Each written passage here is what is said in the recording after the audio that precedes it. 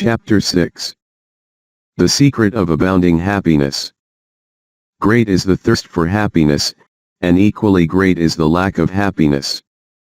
The majority of the poor long for riches, believing that their possession would bring them supreme and lasting happiness.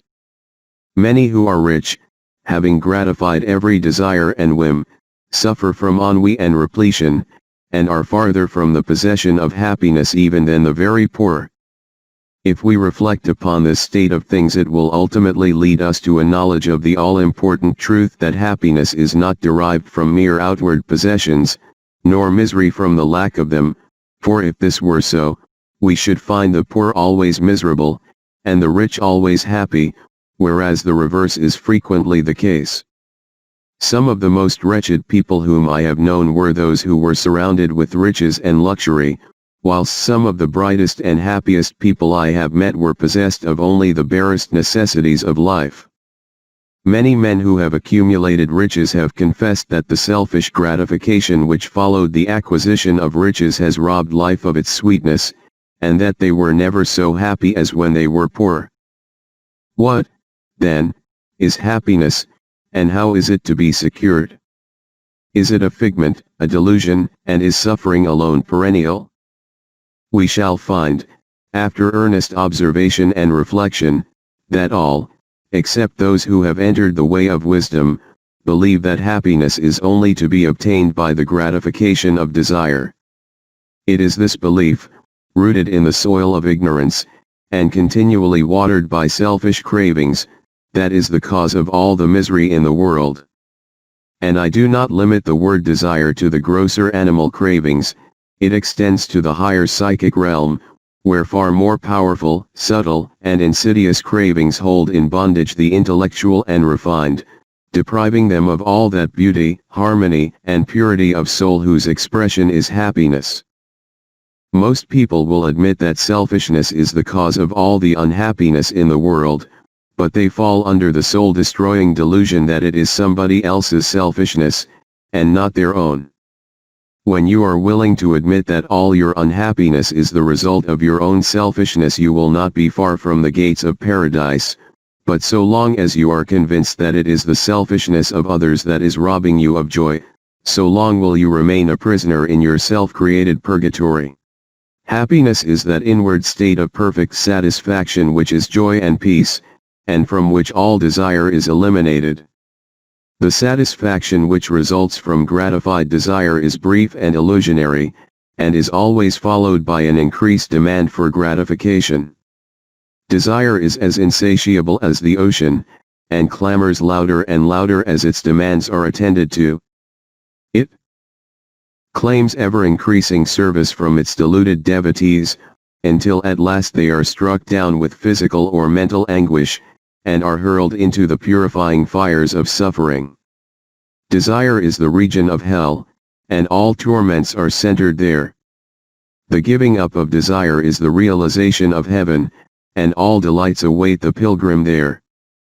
I sent my soul through the invisible, some letter of that afterlife to spell, and by my soul returned to me, and whispered, I myself am heaven and hell. Heaven and hell are inward states. Sink into self and all its gratifications, and you sink into hell. Rise above self into that state of consciousness which is the utter denial and forgetfulness of self, and you enter heaven. Self is blind, without judgment, not possessed of true knowledge, and always leads to suffering. Correct perception, unbiased judgment, and true knowledge belong only to the divine state, and only in so far as you realize this divine consciousness can you know what real happiness is. So long as you persist in selfishly seeking for our own personal happiness, so long will happiness elude you, and you will be sowing the seeds of wretchedness. In so far as you succeed in losing yourself in the service of others, in that measure will happiness come to you, and you will reap a harvest of bliss. It is in loving, not in being loved, the heart is blessed. It is in giving, not in seeking gifts, we find our quest. Whatever be thy longing or thy need, that do thou give. So shall thy soul be fed, and thou indeed shalt truly live. Cling to self, and you cling to sorrow, relinquish self, and you enter into peace. To seek selfishly is not only to lose happiness, but even that which we believe to be the source of happiness. See how the glutton is continually looking about for a new delicacy wherewith to stimulate his deadened appetite, and how, bloated, burdened, and diseased, scarcely any food at last is eaten with pleasure. Whereas, he who has mastered his appetite, and not only does not seek, but never thinks of gustatory pleasure, finds delight in the most frugal meal. The angel form of happiness, which men, looking through the eyes of self, imagine they see in gratified desire, when clasped is always found to be the skeleton of misery. Truly, he that seeketh his life shall lose it, and he that loseth his life shall find it. Abiding happiness will come to you when, ceasing to selfishly cling, you are willing to give up. When you are willing to lose, unreservedly that impermanent thing which is so dear to you, and which, whether you cling to it or not, will one day be snatched from you, then you will find that that which seemed to you like a painful loss, turns out to be a supreme gain.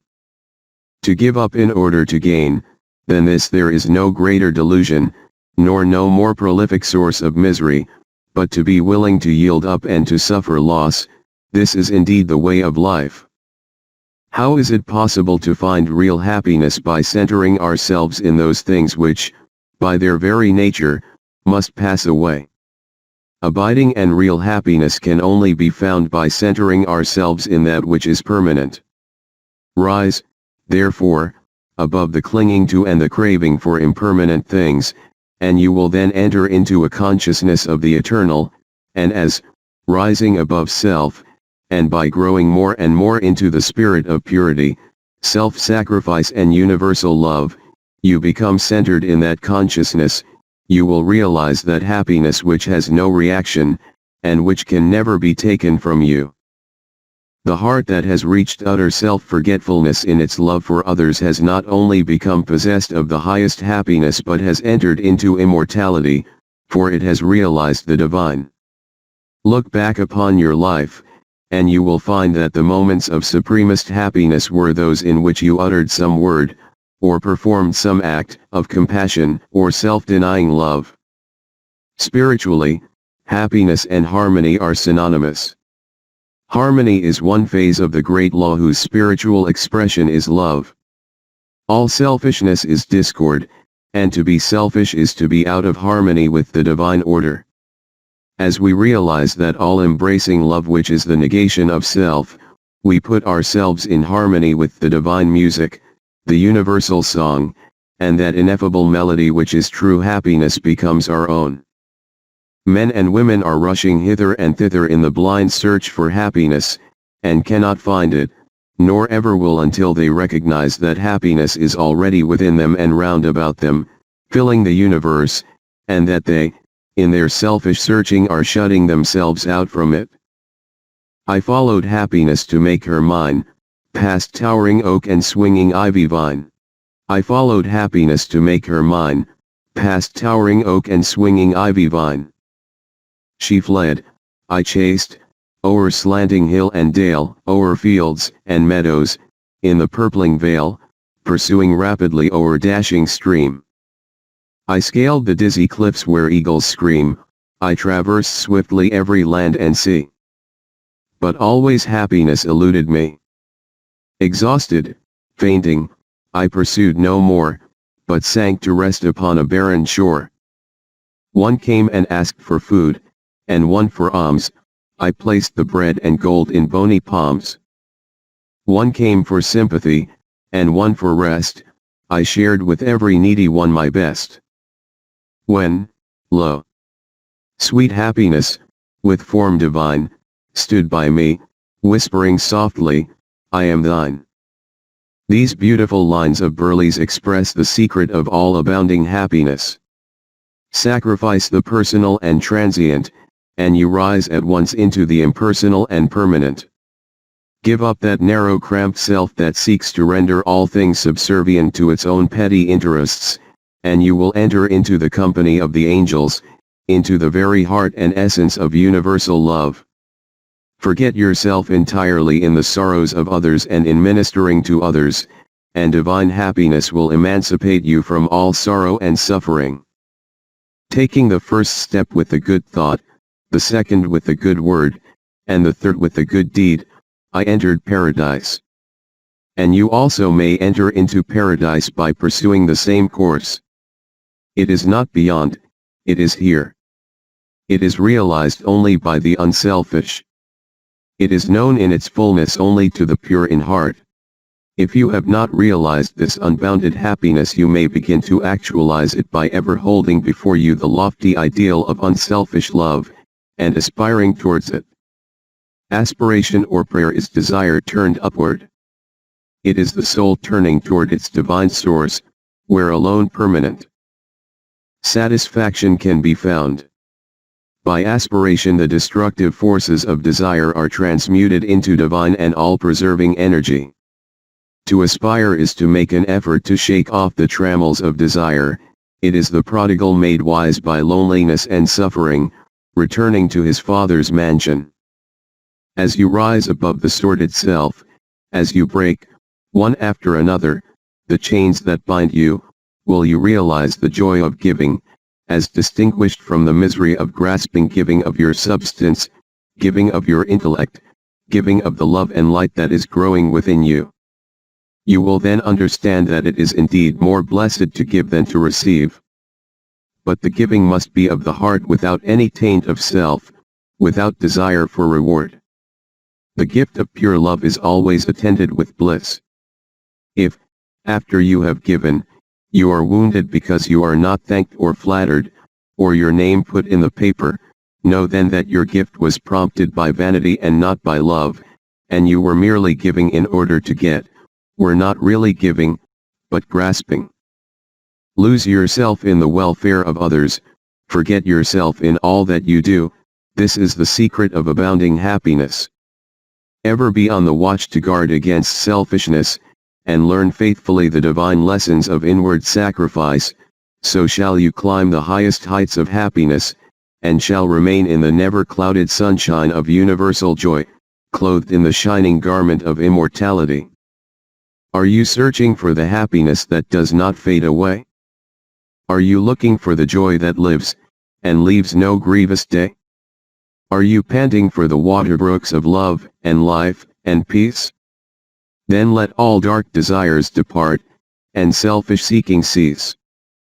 Are you lingering in the paths of pain, grief, haunted, stricken sore? Are you wandering in the ways that wound your weary feet the more? Are you sighing for the resting place where tears and sorrows cease? Then sacrifice your selfish heart and find the heart of peace.